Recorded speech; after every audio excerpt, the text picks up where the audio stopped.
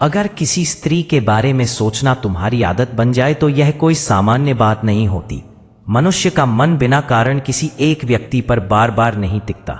जब किसी स्त्री का ख्याल सुबह उठते ही आने लगे, दिन में काम करते समय अचानक मन में उभर जाए और रात को सोते समय भी वही चेहरा, वही बातें याद आने लगे, तो यह सिर्फ आकर्षण नहीं होता।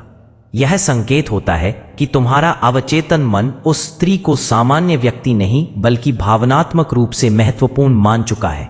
यही वह अवस्था होती है जहां सोच एक आदत में बदल जाती है और आदत भावना का रूप लेने लगती है। इस स्थिति में सबसे पहली चीज जो उस स्त्री के साथ हो रही होती है वह यह है कि उसका अवचेतन मन तुम्हारी उपस्थिति को स्वीकार कर चुका होता है।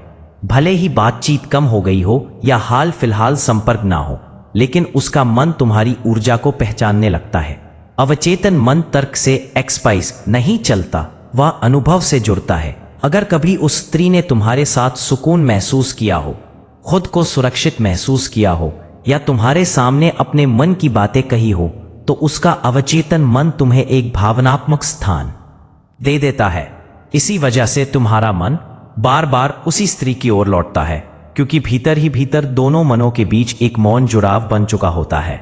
दूसरी बात यह होती है कि उस स्त्री के भावनात्मक व्यवहार में सूक्ष्म लेकिन गहरे बदलाव आने लगते हैं। वह बाहर से सामान्य दिखाई दे सकती है, लेकिन भीतर उसका मन पहले जैसा नहीं रहता। छोटी छोटी बातों पर उसका मन भर आना, बिना वजह उदास हो जाना, पुराने गाने या यादें अचानक याद आ जाना, ये सब संकेत होते हैं कि उसका भावनात्मक मन सक्रिय है। मनोविज्ञान कहता है कि जब कोई स्त्री किसी पुरुष से भावनात्मक रूप से जुड़ने लगती है तो उसका मन उस पुरुष को महसूस करने लगता है, चाहे वह सामने ना भी हो। यही कारण होता है कि तुम उसे सोचते हो और उसी समय उसे भीतर एक अनजानी बेचैनी महसूस होती है। तीसरी चीज जो उस स्त्री के साथ हो रही होती है वह है उसके भीतर चलने वाला आंतरिक संवाद। इस अवस्था में वह बाहर कम बोलती है, लेकिन भीतर बहुत कुछ कहती रहती है। वह खुद से सवाल करती है कि तुम क्या सोचते हो, क्यों बदल गए हो, या अगर सामने होते तो क्या कहते। वह तुम्हारी कही हुई बातों को दोहराती है, तुम्हारे शब्दों के अर्थ खोजने लगती है और तुम्हारे व्यवहार को समझने की कोशिश करती है। मनोविज्ञान के अनुसार जिस व्यक्ति से हम भीतर संवाद करने लगते हैं वह हमारे भावनात्मक जीवन का हिस्सा बन चुका होता है। इसी वजह से तुम उसे भुला नहीं पाते, क्योंकि वह तुम्हें अपने मन के भीतर जगह दे चुकी होती है। चौथी बात यह होती है कि उसके भीतर तुम्हारे लिए एक भावनात्मक खिंचाव बन चुका होता है। यह खिंचाव शारीरिक नहीं बल्कि मानसिक और भावनात्मक होता है। वह तुम्हारे बारे में जानना चाहती है, तुम्हारी मनस्थिति को महसूस करना चाहती है और तुम्हारे बदलते व्यवहार पर ध्यान देने लगती है।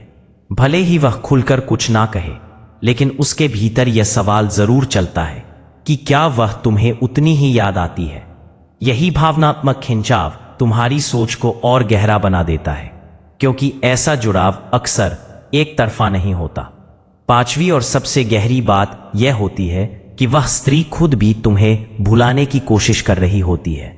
बाहर से वह खुद को सामान्य दिखाने की कोशिश करती है, खुद को व्यस्त रखने लगती है और खुद से पोइली लगाए कहती है कि उसे इतना नहीं सोचना चाहिए। लेकिन मनोविज्ञान कहता है कि जिसे भुलाने की कोशिश की जाए वही सबसे ज्यादा मन में रहता है। भावनाओं को दबाने से वे खत्म नहीं होती बल्कि और गहरी हो जाती हैं।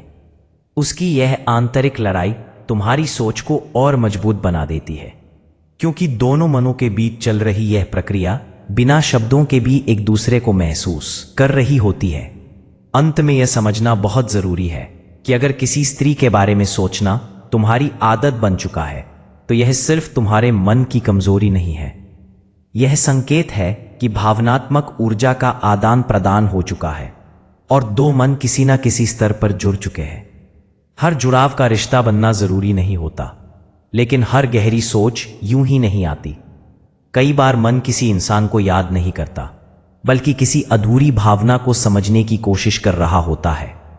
कई बार यही अधूरी भावना मन को बार बार उसी स्त्री की ओर ले जाती है, क्योंकि मन पूर्णता चाहता है, जवाब चाहता है और भावनात्मक स्पष्टता ढूंढता है। जब तक उस भावना को समझा नहीं जाता तब तक मन उसे छोड़ने के लिए तैयार नहीं होता। यही कारण होता है कि तुम खुद से कहते हो कि अब नहीं सोचूंगा, लेकिन थोड़ी देर बाद वही ख्याल फिर लौट आता है। यह मन का जिद्दीपन नहीं बल्कि भावनात्मक अधूरापन होता है जो ध्यान मांग रहा होता है। इस अवस्था में पुरुष के भीतर भी गहरे बदलाव आने लगते हैं। वह सामान्य बातों में भी उस स्त्री की झलक देखने लगता है। किसी गाने के बोल उसे उसी की याद दिलाने लगते हैं और अकेलेपन में उसका नाम बिना बुलाए मन में गूंजने लगता है। यह सब इस बात का संकेत होता है कि तुम्हारा मन उस स्त्री को अपने भावनात्मक संसार का हिस्सा बना चुका है। यही कारण है कि दूसरी चीजों में मन कम लगता है और ध्यान बार बार उसी ओर खींचता चला जाता है। उधर उस स्त्री के भीतर भी एक अनकही बेचैनी चल रही होती है। वह कई बार खुद नहीं समझ पाती कि उसका मन क्यों बार बार भारी हो जाता है या क्यों किसी खास समय पर तुम्हारी याद आ जाती है।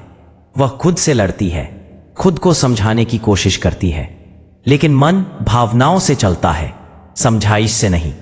जब भावनाएं गहरी होती है तो वे रास्ता ढूंढ ही लेती है, चाहे बाहर से इंसान कितना भी शांत क्यों ना दिखे। धीरे धीरे यह स्थिति दोनों के भीतर एक मौन जुड़ाव को और मजबूत कर देती है। बिना बात किए भी एक दूसरे को महसूस करना, बिना संदेश के भी मन का बेचैन होना और बिना कारण भी दिल का भारी हो जाना, यह सब उसी भावनात्मक कनेक्शन के संकेत होते हैं।